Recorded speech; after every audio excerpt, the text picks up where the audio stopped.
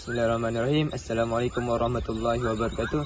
Saya Muhammad Syazwan Safan bin Muhammad Syukri, nombor matrik 070250. Kami Koperasi 9 akan membentangkan tajuk hukum jual beli emas.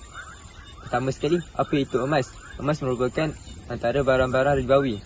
Barang-barang ribawi ni kalau tak didagangkan dengan betul, ia boleh menyebabkan riba. Ada 6 barang-barang ribawi: emas, perak, gandum, barli, kurma dan garam. Okey, kenapa membeli emas? Emas ni merupakan antara pelaburan jangka masa panjang pada zaman sekarang inilah.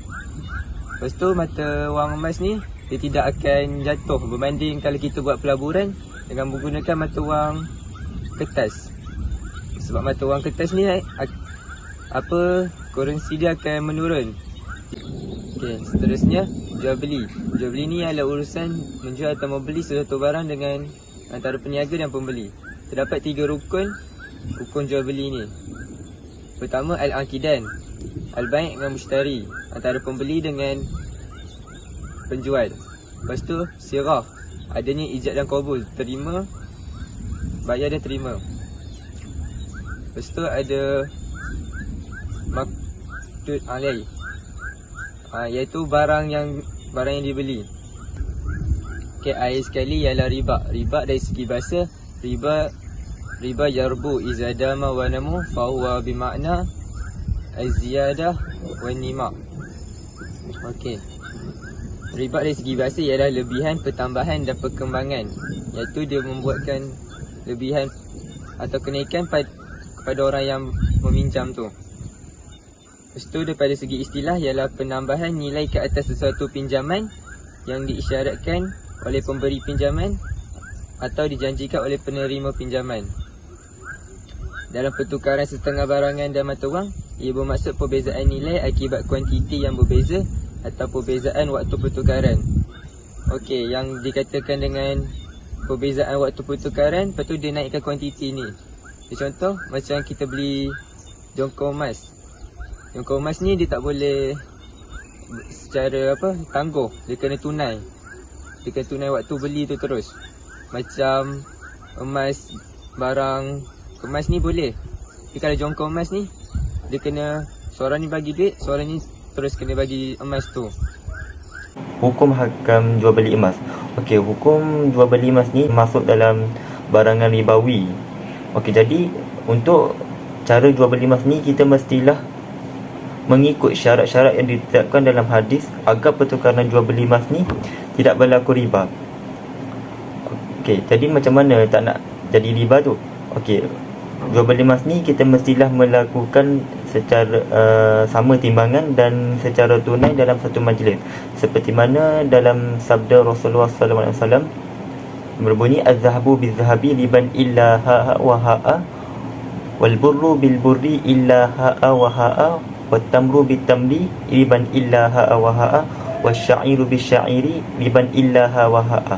Okey, maksud di sini mafhumnya emas dengan emas ialah riba kecuali jika dilakukan secara ambil dengan ambil, wal burru bil burri, dan gandum ialah riba melainkan secara ambil dengan ambil, dan tamar dengan tamar melainkan secara ambil dengan ambil, dan barli dengan barli ialah riba jika dilakukan secara ambil dengan ambil. Okey, apa yang dimaksudkan secara ambil dengan ambil ini? Ambil secara ambil ini ialah kedua-dua pihak menghulu barangan yang dijual beli ketika melangsungkan akad dan berlaku penerimaan dalam majlis tersebut. Okey, jadi persoalannya apakah syarat-syarat yang ditetapkan dalam hadis agar pertukaran dan jual beli tak berlaku riba? Okey, syarat-syarat ini sama je dengan jual beli biasa, iaitu ada pihak yang berakad, ada sirah ijab qabul, ada maqdud alaih, perkara yang diakad. Okey, tapi yang ada 2 tambahan, iaitu taqabud, penyerahan, dan secara langsung. Okey, jadi kesimpulannya, kalau kita ikut syarat-syarat yang ditetapkan, maka diperbolehkan jual beli. Kalau kita tak ikut syarat-syarat jual beli sebagai seperti sama timbangan ataupun secara tunai, kita tak buat itu, maka jadi haram kita jual beli emas. Okey, jelas. Setakat itu sahaja daripada saya. Sekian. Saya akan meneruskan pembentangan kita dengan menerangkan tentang riba yang terdapat dalam jual beli emas ni. Okey, riba yang pertama yang saya boleh terangkan kat sini adalah riba al-fad. Riba al-fad ni berlaku apabila jual beli tu berkaitan dengan tak sama kuantiti tapi dengan item ribawi yang sama.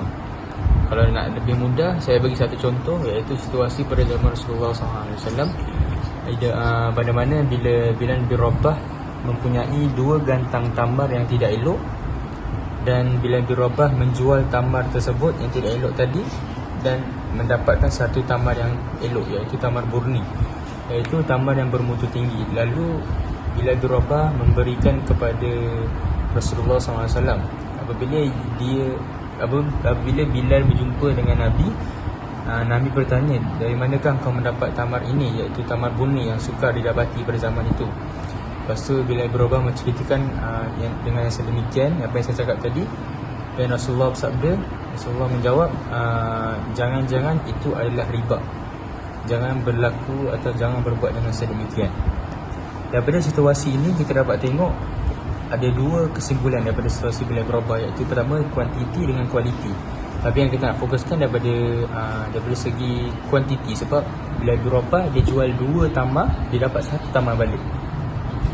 Yang kita boleh faham benda tu dikira riba sebab dia jual 2, dia dapat 1, tak sama kuantiti, tapi dia still ataupun dia masih satu barang yang sama, iaitu atau ribawi yang sama, iaitu kurma, tamar tadi. Okey, itu adalah riba al-fad yang pertama. Baik, yang kedua riba yang saya nak sampaikan kat sini adalah riba an-nasiyah, iaitu riba yang maksudnya jual beli barangan secara bertanggung. Saya akan beri satu contoh. Seorang penjual, dia menjual 10 gram emas dan dibayar dengan 10 gram emas, tapi bukan dalam tempoh yang sama, iaitu dalam tempoh sehari atau lebih. Jadi yang kita boleh faham daripada situasi tadi dengan penjual emas tadi, dia dibayar dengan kadar yang lambat, iaitu tempoh yang lambat, bukan tempoh pada masa yang ditetapkan. Dia dibayar dengan secara bertanggung. Apabila dibayar secara bertanggung, dia dikira sebagai riba an-nasiyah. Okey, itu riba yang kedua. Okey, yang ketiga riba yang saya akan sampaikan adalah riba aliyat. Riba aliyat ni berlaku apabila berlaku disebabkan lewat menyerahkan item ribawi walaupun tidak diletakkan syarat penangguhan.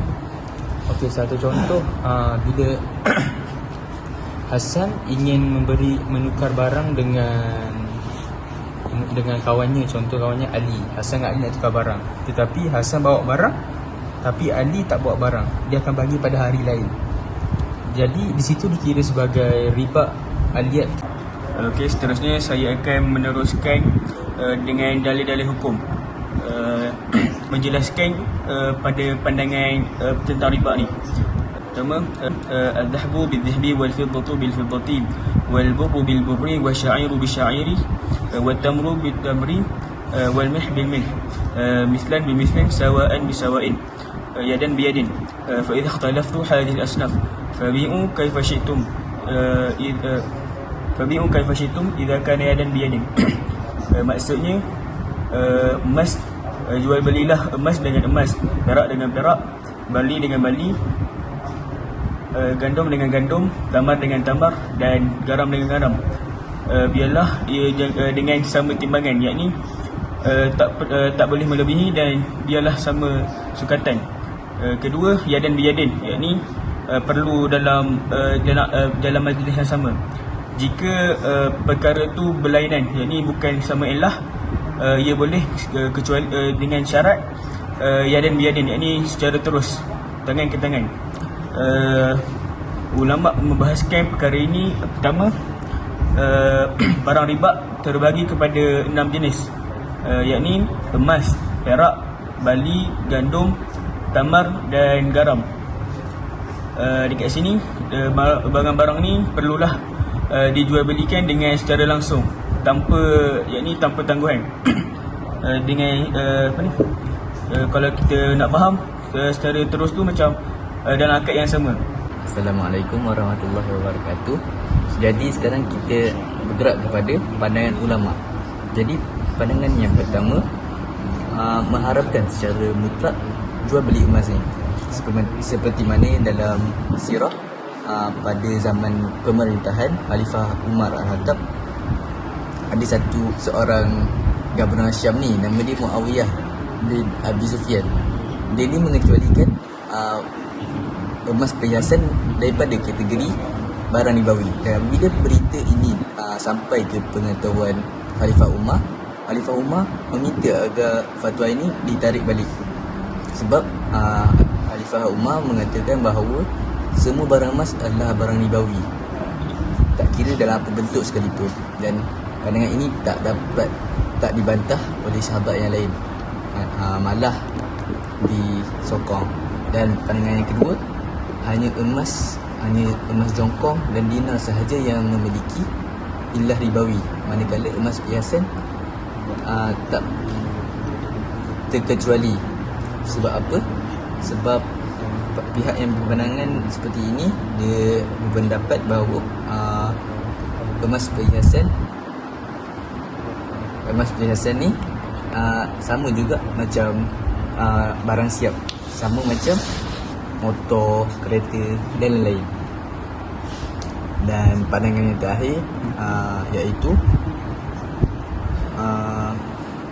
boleh jual beli emas ni, tapi riba akan berlaku sekiranya pertukaran dengan emas dengan emas.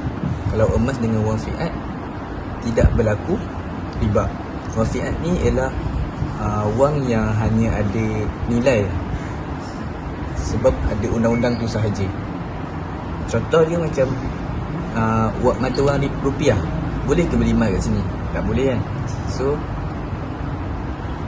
So itulah wang fiat. Sekian terima kasih daripada saya. Assalamualaikum warahmatullahi wabarakatuh. Seterusnya saya akan menerangkan tentang panduan jual beli emas. Emas ni terbahagi kepada dua, iaitu emas yang dikira sebagai barang ribawi dan emas yang tidak dikira sebagai barang ribawi. Yang pertama, emas yang diklasifikasikan sebagai barang ribawi ialah jongkok emas atau dinar emas. Panduan yang pertama yang kita boleh ikut ialah perlu berlakunya taqabud, yakni penyerahan ketika kita bertransaksi di antara kedua-dua item itu sebelum majlis akad bersurai. Contohnya, saya beri contoh, saya ingin membeli jongkok emas daripada penjual ataupun kedai emas. Saya menyerahkan duit juga dikira sebagai barang ribawi, dan penjual itu menyerahkan jongkok emas tersebut kepada saya. Jadi perlu berlaku penyerahan itu sama-sama, tak boleh secara penangguhan. Dan yang kedua ialah transaksi tidak boleh ditangguh. Maksudnya di sini tidak boleh berlaku sebarang hutang. Dan contohnya, saya ingin membeli jongkok emas dan penjual itu cakap jongkok emas tu tidak ada stok, jadi dia ingin memberikan pada minggu hadapan. Jadi perkara tersebut tidak boleh. Okey, seterusnya emas yang tidak dikira sebagai barang ribawi. Emas perhiasan ataupun emas yang telah ditempa tidak dikira sebagai barangan ribawi kerana terkeluar daripada elah barangan ribawi. Sebahagian fuqaha bersepakat mengatakan bahawa emas yang ditempa ataupun emas biasa ini boleh diurusniagakan secara train. Okey, panduan yang boleh kita ikut dalam menjual beli emas biasa ini ialah, yang pertama, kita boleh menjual emas perhiasan yang lama dan terima hasil jualan emas tersebut. Dan seterusnya, yang kedua, kita boleh membeli emas perhiasan yang baru menggunakan hasil jualan emas perhiasan yang lama itu, ataupun menambah duit yang lain daripada hasil yang lain untuk membeli barangan emas itu jika emas itu lebih mahal. Itu saja daripada kami. Sekian, terima kasih.